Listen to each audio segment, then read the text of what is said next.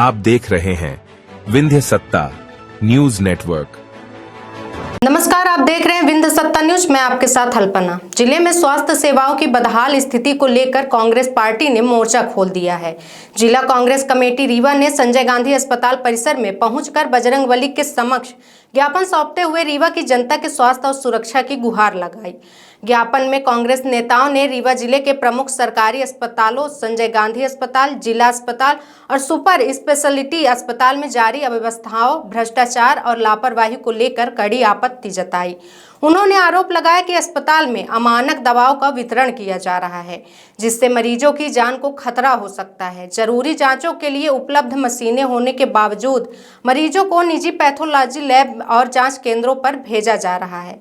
सरकारी डॉक्टर निजी अस्पतालों में मरीजों को रेफर कर रहे हैं, जिससे गरीब मरीजों को भारी नुकसान हो रहा है। अस्पताल में अवैध वसूली और मरीज के परिजनों के साथ दुर्व्यवहार की घटनाएं बढ़ती जा रही हैं। कांग्रेस नेताओं ने प्रशासन से मांग की कि स्वास्थ्य सेवाओं में सुधार के लिए कड़े कदम उठाए जाएं और दोषियों के खिलाफ सख्त कार्रवाई हो। उन्होंने चेतावनी दी कि यदि समस्याओं का समाधान नहीं हुआ तो कांग्रेस पार्टी आंदोलन करने के लिए बाध्य होगी। इस दौरान जिला कांग्रेस कमेटी के अध्यक्ष, महिला कांग्रेस अध्यक्ष सीमा सिंह, कार्यकारी अध्यक्ष कुंवर सिंह, पूर्व पार्षद विनोद शर्मा, जिला उपाध्यक्ष अरुण तिवारी, मुन्नू और कांग्रेस के अन्य पदाधिकारी सहित कई कार्यकर्ता उपस्थित रहे।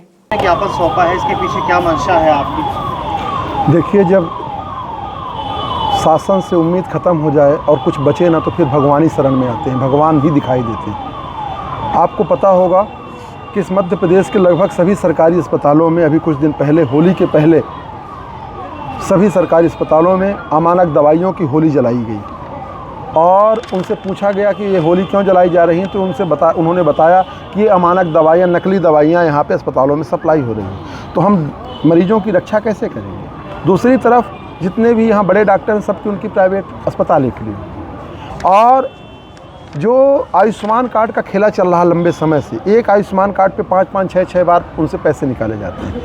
मरीज यहाँ 2 प्रकार के लोग आते हैं, एक अपना मरीज लेके आता है, वो दुखी होता है, दूसरा जो देखने आता है। तो आए दिन अब तो यहाँ पे ऐसा लग रहा है कि जो ये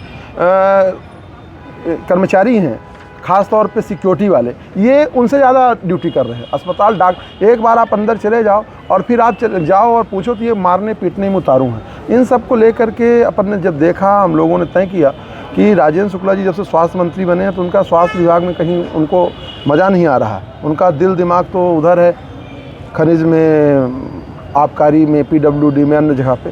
तो हमने हनुमान जी की शरण ली कि हे हनुमान जी, अब रक्षा करो, क्योंकि मरीजों को तो बचाना है।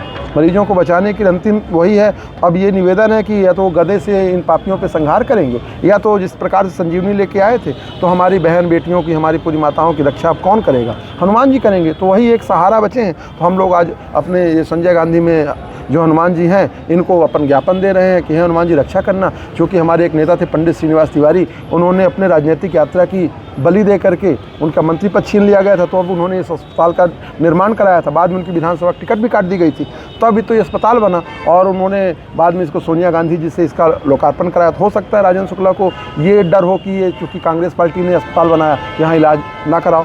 बाकी आप चले जाओ, पूरे रीवा में 328 स्वास्थ्य केंद्र, उप स्वास्थ्य केंद्र, PSC CSC मिला के हैं। आप कहीं भी चले जाओ, आप देखोगे तो वहाँ मरीज भटकता ही मिलेगा। उसका मुख्य कारण क्या है? उसका मुख्य कारण है राजेंद्र शुक्ला की नाकामी।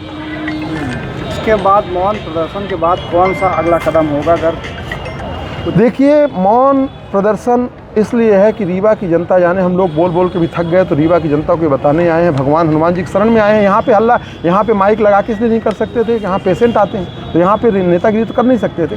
तो मौन व्रत के आगे यदि जो भी होगा, जो अगला कदम होगा, हम इतना जानते हैं कि रीवा की स्वास्थ्य व्यवस्था को, रीवा के इज्जत को बचाने के लिए, रीवा की आबरू को बचाने के लिए यदि हमें अपने प्राण को याहुत देनी पड़ेगी तो हम लोग अपने प्राण की याहुत देने को तैयार हैं, पर रीवा को बचा के रहें।